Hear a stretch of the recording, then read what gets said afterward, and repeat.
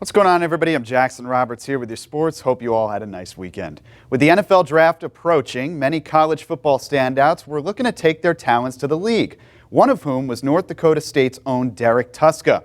The former Bison showcased his abilities to scouts and talent evaluators this weekend at the NFL Combine at Lucas Oil Stadium in Indianapolis. The 2019 FCS All-American ran the 40-yard dash in 4.79 seconds and had a 33.5-inch vertical jump along with a 120-inch broad jump. The 2019 Missouri Valley Conference D Player of the Year also executed the 20-yard shuttle in just over 4.3 seconds. Now, the league grades performances on a scale of 5 to 8. Tuszka earned himself a 5.52, which is classified as someone who has the potential to grab a roster spot.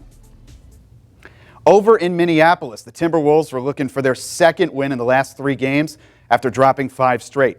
They were squaring off against a Mavericks team that had dropped their last game against the Heat. I'll show you what happened. T-Wolves looking to avoid the season sweep to the Mavs. First quarter, they're up by 13. D'Angelo Russell dropping 2 of his 16. Second quarter, Mavs starting to take this one away. That was Tim Hardaway, then Kristaps Porzingis followed that with Seth Curry getting the 3 and the foul. Mavs up 19 heading into the half. And then afterwards, things not getting much easier for the Timberwolves. Russell missing the open layup. Minnesota as a whole only shot 36% from the field on the day. Contrast that with what Porzingis did. 38 points in the game. That's a season high. Mavs go on to win by 20. Heading into today, the Twins had played 10 games in spring training. 4 of those ended in a tie. So it begged the question, would we see another one today against the Rays, who they beat on Wednesday, or would there be a winner? Kenta Maeda making his second spring training start with a new team. In the bottom of the first, gets Mike Zunino looking. Maeda went 2 innings, struck out 3, didn't allow a run. Top of the second, Royce Lewis gets the Twins on the board with a 2-run homer. He was a former first-round pick, showing why.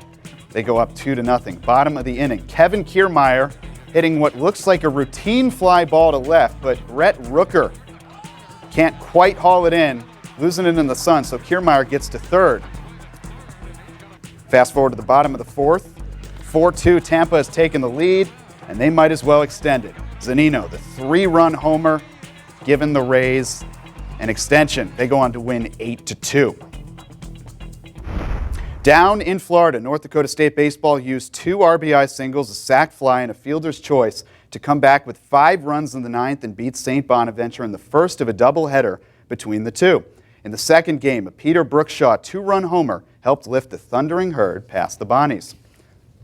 Another day, another win for the Bison-led Paige Vargas. The sophomore tossed a complete game, allowing only 2 runs and striking out 8. Laura Ramers went deep for the green and yellow, who finished their trip in Texas at 2-2. Up next, it's the Fresno State Bulldog Classic, starting next weekend.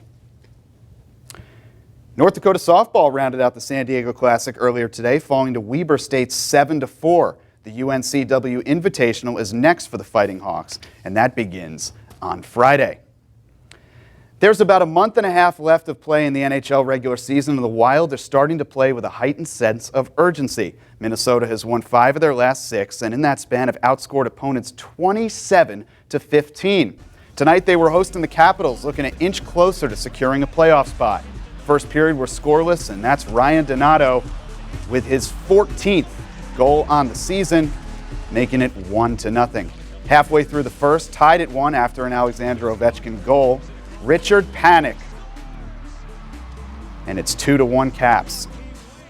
Just over 2 minutes later, it's 3-1 Washington, but Minnesota with a chance to cut into that lead. Kevin Fiala doing so on a power play. That's his 11th goal in the last 14 games. The last we saw, though, Capitals were still in control.